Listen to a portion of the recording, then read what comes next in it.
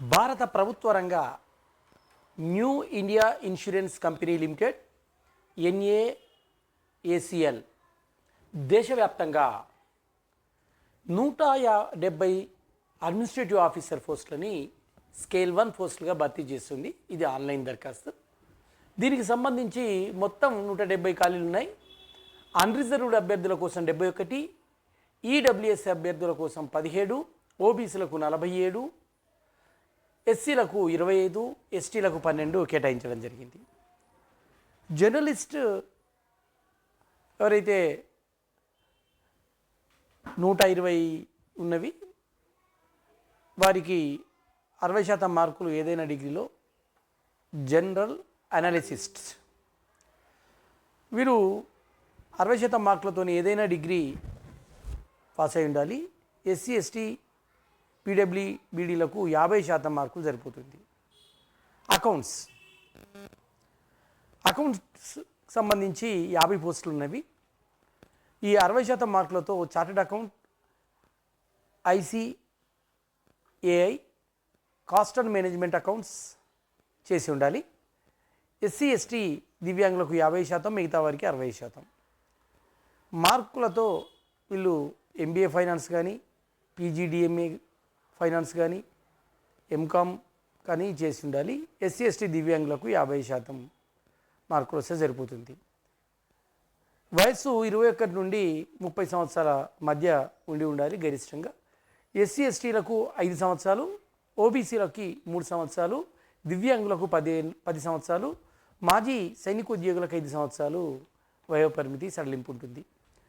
General, OBC, EWS అభ్యర్థులకి 850 రూపాయలు fee pay చేయాలి. ఎస్టీ ఎస్సీ దివ్యాంగులకు 100 రూపాయలు ఫీజు పే చేస్తే సరిపోతుంది. దీనికి సంబంధించి ఫుల్ రిక్రూట్మెంట్ నోటిఫికేషను ఈ విధంగా అకౌంట్ సంబంధించి 50, జర్నలిస్ట్ ఇది అండి ఫుల్ నోటిఫికేషన్.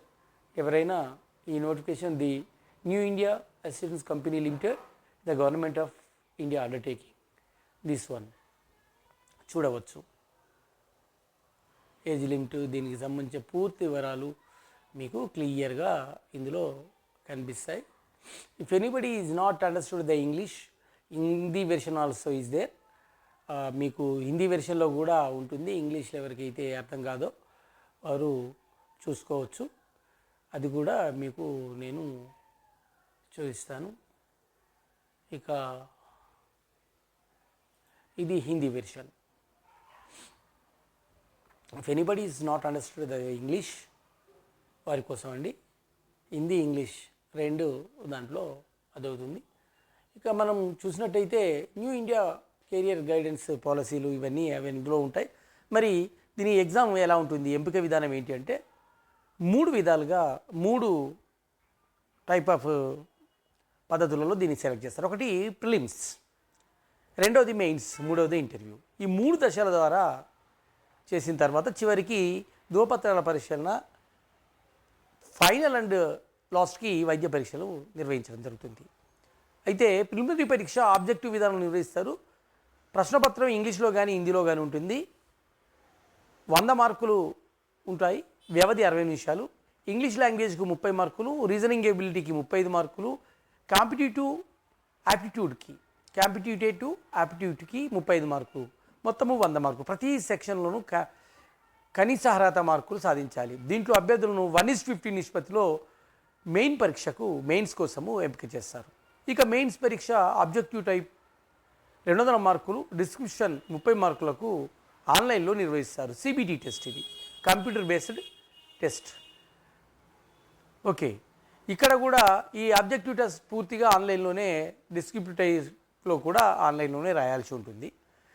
రీజనింగ్కు 50 మార్క్స్ 40 నిమిషాలు, ఇంగ్లీష్ లాంగ్వేజ్కి 50 మార్కులు 40 నిమిషాలు, జనరల్ అవేర్నెస్కు 50 మార్కులు 30 నిమిషాలు, క్వాంటిటేటివ్ యాప్టిట్యూడ్కి 50 మార్కులు 40 నిమిషాలు, మొత్తం 200 మార్కులు, వ్యవధి 2.5 గంటలు. ప్రతి సెక్షన్లోనూ కనీస అర్హత మార్కులు సాధించాలి.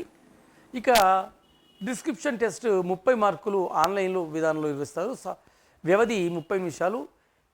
ఇంగ్లీష్ లాంగ్వేజ్లో, అంటే ఈ పరీక్ష ఇంగ్లీష్ లాంగ్వేజ్లో ఉంటుంది. లెటర్ రైటింగ్కి 10 మార్కులు, ఎస్ఏకి 20 మార్కులు ఉంటాయి. దీంట్లో జనరల్ అభ్యర్థులు 15, ఎస్సీ ఎస్టీ దివ్యాంగులు 13.5 మార్కులు సాధిస్తే చాలు. ఇది అర్హత మాత్రమే. ఇంటర్వ్యూ లేదా తుది దశలో ఈ మార్కులు పరిగణలోకి తీసుకోరు.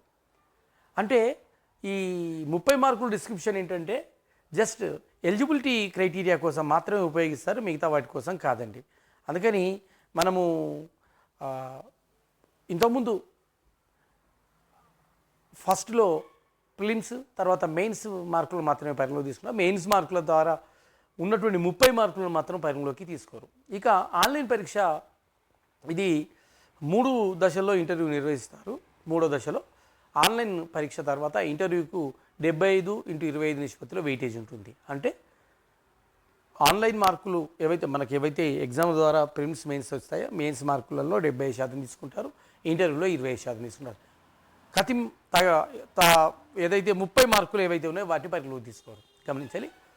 ఒక దరఖాస్తు మాత్రమే చేయాలి. గమనించాలి, ఒకరొక దరఖాస్తు మాత్రమే ఎక్కువ వాటిని పంపినట్టయితే తిరస్కరించబడుతుంది.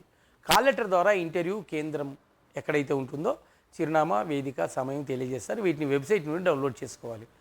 అంటే ఇంటర్వ్యూకి సంబంధించి అభ్యర్థుల వారీగా ఇండివిజువల్ కాల్ లెటర్స్ వెబ్సైట్ ద్వారా తీసుకోవాల్సి ఉంటుంది.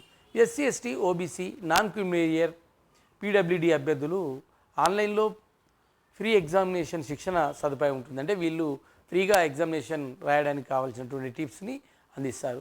ఆన్లైన్ దరఖాస్తు నింపే సమయంలో దీన్ని ఎంచుకోవాలి. శిక్షణకు సంబంధించి సమాచారాన్ని విద్యార్థులకు ఈమెయిల్, మొబైల్ నెంబర్ ద్వారా తెలియజేస్తారు. ఇక ప్రిలిమినరీ పరీక్ష నెల రోజుల వ్యవధి మాత్రమే ఉంది కాబట్టి వెంటనే సన్నద్ధత ప్రారంభించాలి. ప్రతి సెక్షన్లో కనీస అర్హత మార్కులు ఉంటాయి కాబట్టి ప్రతి సెక్షన్లోనూ అంశాలను పట్టు సాధించాలి. బ్యాంక్, ఆర్ఆర్బి, ఎస్ఎస్సీల పాత పరీక్షా పత్రాలను సాధన చేయాలి. మార్క్ టెస్టులు రాయడం మొదలు పెట్టాలి. వీటి వల్ల వ్యవధి లోపం సమాధానం రాయడం అలవాటు అవుతుంది. ఏ అంశాల్లో వెనుకబడి ఉన్నామో గమనించుకోవాల్సి ఉంది. ఇక దీనికి అప్లై చేయడానికి చివరి తేదీ సెప్టెంబర్ 29. ఫేజ్ 1 ఆన్లైన్ పరీక్ష అక్టోబర్ 13లో ఉంటుంది. ఫేజ్ 2 ఆన్లైన్ పరీక్ష డిస్క్రిప్షన్ నవంబర్ 17కు ఉంటుంది. వెబ్సైట్ వచ్చేసి www.newindia.co.inలో మీరు అప్లై చేసుకోవచ్చు.